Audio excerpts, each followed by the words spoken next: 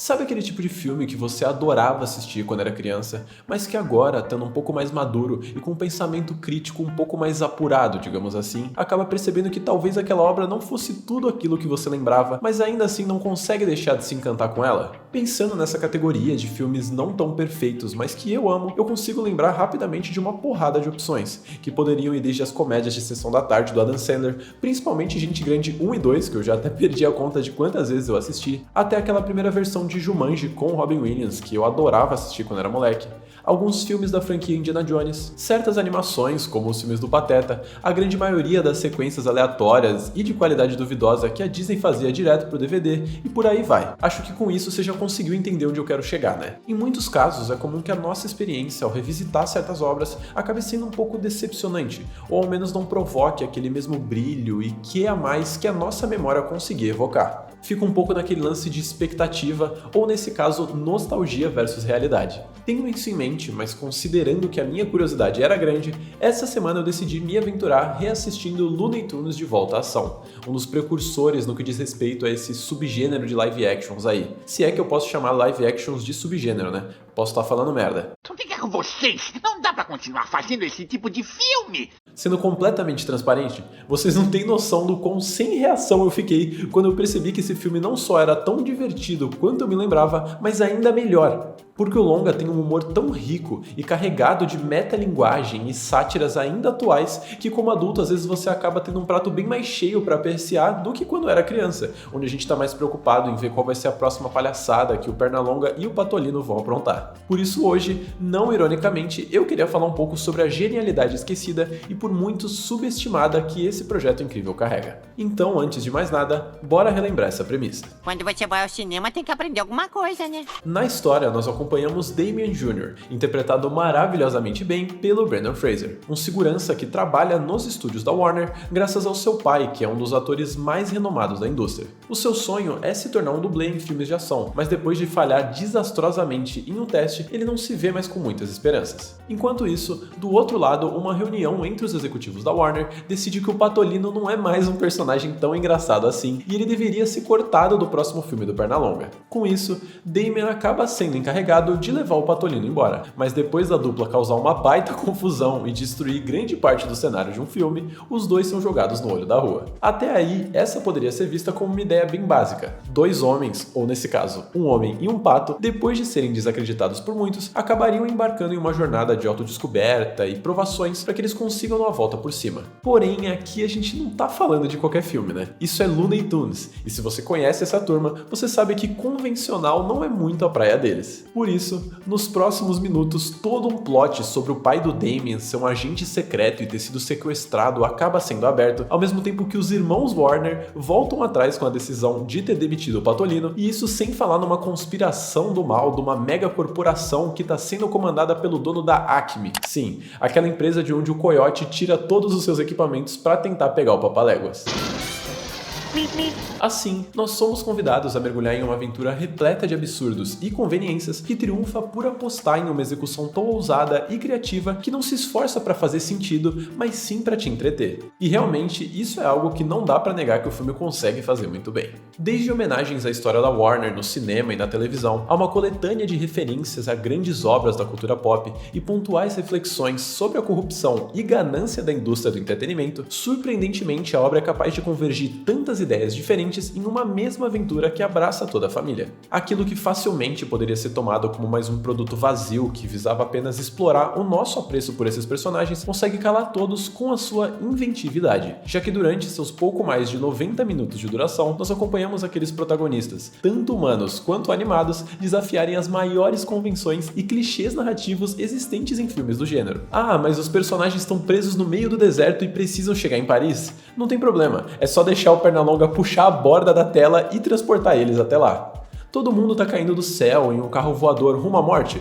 Tudo bem, a gasolina acabou, então obviamente o carro vai parar no meio do ar, assim como mandam as leis da física. E pra quem diz que o Tom Cruise em Missão Impossível é o mestre dos disfarces, é porque nunca viu o que os vilões desse filme aqui conseguem fazer ao puxar um zíper imaginário de trás das suas cabeças. Esses e diversos outros absurdos acontecem o tempo todo, mas em momento nenhum você os questiona, e não é porque esse é puramente um filme dos Looney Tunes, mas sim porque desde o início o longa deixa claro que ele não tem a menor preocupação com a veracidade dos seus acontecimentos, mas sim com o que eles pretendem transmitir. Tipo assim, o fato do filme colocar o Brendan Fraser, que era simplesmente um dos maiores, se não o maior ator de comédia e ação da época, para satirizar sua própria carreira, atuando como um dublê de uma versão snob e arrogante de si mesmo, é incrível. A maneira como o roteiro opta por fazer com que o Pernalonga faça piada com a necessidade que os filmes de hoje em dia têm em tentar soar fora da caixa e emocionalmente carregados, ao invés de se preocupar mais em contar uma boa história, é algo que me deixou pasmo. Sei lá, sabe? São ideias super interessantes que promovem reflexões muito pertinentes e que, graças a uma maravilhosa execução, seguem atrativas e atuais, mesmo que o filme já tenha completado 20 anos do seu lançamento. Porém, ainda que eu pudesse passar horas aqui falando sobre a genialidade de vários momentos desse filme, como a sequência de perseguição no Louvre, onde a gente vê os personagens atravessarem diversos quadros famosos como se eles fossem simples cenários, ou então aquele momento sensacional, onde as versões animadas do Salsicha e Scooby estão reclamando da performance do Matthew Lillard, o ator que interpreta o Salsicha no live action de Scooby-Doo. Se você fizer essa voz de novo, vai se ver comigo, hein, cara? Teve uma informação que me chocou mais que tudo depois que o filme acabou, sendo ela o fato de que Looney Tunes de Volta à Ação foi um fracasso comercial. Lançado em 2003, o filme teve um orçamento de cerca de 80 milhões de dólares, porém o retorno na bilheteria foi de apenas 68 milhões, acabando assim com as esperanças da Warner de consolidar uma franquia e gerando o cancelamento de uma série inspirada nesse universo que estava em desenvolvimento. Segundo a mídia da época, o fracasso do filme acabou sendo uma grande surpresa e eles atrelaram esse resultado a problemas de marketing da Warner que não soube como vendê-lo. Afinal de contas, como eu mesmo pude notar na minha experiência, o filme tem diversos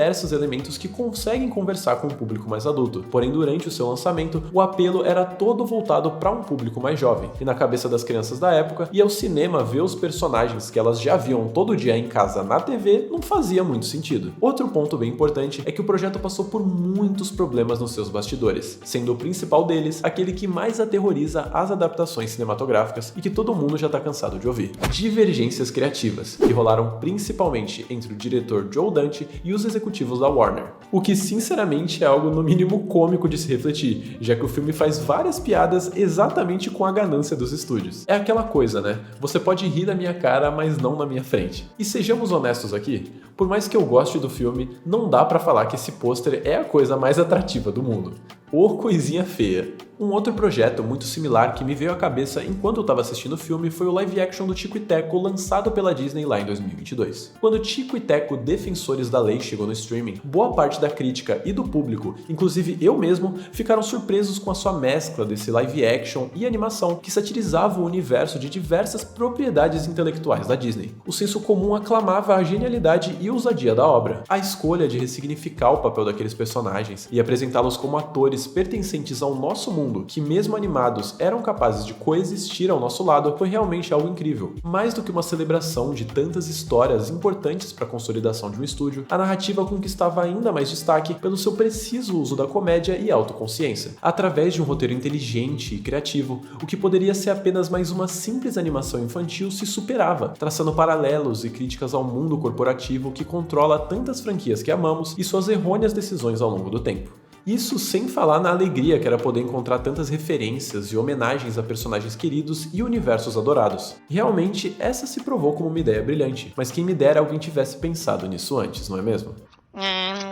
Que é uma velhinha? Percebe como ao usar palavras mais rebuscadas, eu consigo dar a entender que uma obra é bem mais grandiosa que a outra, sendo que ambas contam com uma ideia bem similar? Looney Tunes de Volta à Ação também mira nos mesmos alvos que Tico e Teco, e ouso dizer que eles atingem eles de uma forma bem mais carismática e atrativa. Mas quem sou eu para falar isso também, né? Essa é só a minha opinião, é claro. Para mim, o grande diferencial de Looney Tunes é que, acima de fazer sentido, soar fora da caixa ou tecer grandes críticas, o filme tá mais preocupado em contar uma boa boa história, e tudo que ele propõe, ele faz muito bem. Sei lá, acho que hoje em dia a indústria do entretenimento carece muito de blockbusters como esse. Uma história leve, descompromissada e que te fisga do começo ao fim. E só pra deixar claro, eu não falo isso com o intuito de passar uma ideia de que a obra seria simplesmente vazia. Pelo contrário, como eu pontuei no início do vídeo, ela é muito criativa e ousada. O filme é rico em sátiras, críticas e carrega uma narrativa repleta de metalinguagem. Mas pra quem não tem a pretensão de pensar tanto, ela ainda assim entrega um prato cheio. Talvez ser criança é a mais Space Jam, mas virar adulto é perceber que Looney Tunes de volta à ação não tem nem comparação. Sério, que filme bom! É um danadinho. E pra finalizar, se tem algo que eu posso deixar de reflexão pra você que assistiu até aqui, tenha a sua própria opinião e não tenha medo de defendê-la. Não é porque um filme foi um fracasso de bilheteria, rendeu críticas muito negativas ou não tá sendo bem avaliado nas plataformas por aí, que necessariamente ele é ruim e não pode te agradar. Assim como não é porque eu falei bem de um filme e teci vários elogios que você também precisa achar ele maravilhoso. Pra muitas pessoas, me ver gastar tanto tempo defendendo um live action dos Looney Tunes pode ser uma grande piada, mas eu tô em paz porque eu sei que eu tô sendo honesto aqui.